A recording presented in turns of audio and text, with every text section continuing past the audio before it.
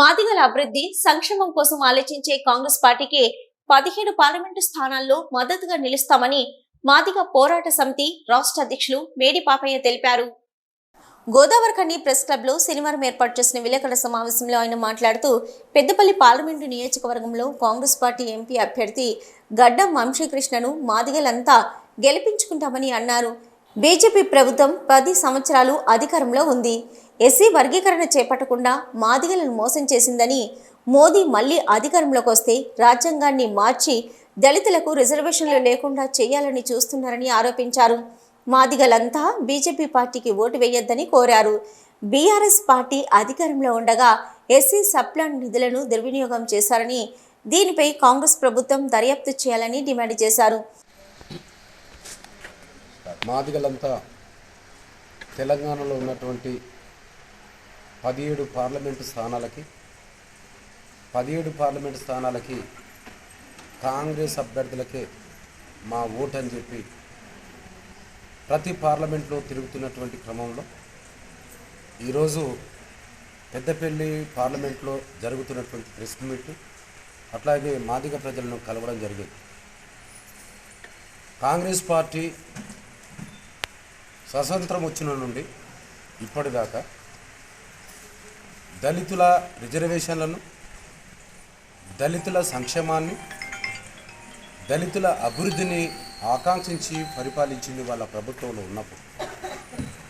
కానీ 10 సంవత్సరాల కేంద్ర ప్రభుత్వ పరిపాలనలో మోడీ గారు ఒక నియంతగా దళితుల రిజర్వేషన్లను తొక్కేసే పనిలో, రాజ్యాంగాన్ని మారుస్తామని చెప్పి అక్కడక్కడ వాళ్ళ యొక్క ఎంపీలు మంత్రులు ప్రకటన చేయడం, ఈ దేశాన్ని విచ్ఛిన్నం చేస్తున్నటువంటి బీజేపీ పార్టీని ఓడించడమే మా లక్ష్యం. మణిపూర్ లాంటి రాష్ట్రంలో మహిళలపైన విచ్చలవిడిగా వందలాది మంది చూస్తున్నటువంటి క్రమంలోనే ఆ మహిళలపై అత్యాచారం చేసి పెట్రోల్ పోసి తలగబెడితే కూడా ఆ రాష్ట్రానికి ఇప్పటికి పోయినటువంటి ప్రధానమంత్రి మాకు అవసరమా?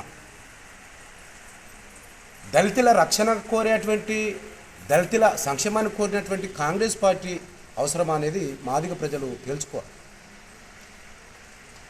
ఈ భారతదేశంలో ప్రధానమంత్రి మోడీ అయిన నుండి వాడవాడల హిందూయిజాన్ని మతం పేరు మీద అనేక రకాలుగా దాడులు దౌర్జన్యాలు జరుగుతాయి.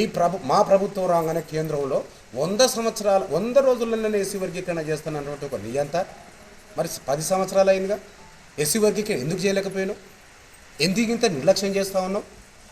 ఎందుకు ఈ మాదిగలపైన ముసలి కన్నీరు గారుస్తూ ఉన్నావు? మాదిగల సభల పేర్ల మీద లక్షల మంది మీటింగ్ రావచ్చు, నువ్వు రావచ్చు, మీ మోడీ రావచ్చు, మీ వెంకయ్య నాయుడు రావచ్చు, మీ సుష్మా స్వరాజ్ క్రిస్దేశులు ఆమె రావచ్చు, కానీ మాదిగల సమస్యల పట్ల మీరు మాట్లాడే పరిస్థితి లేదు.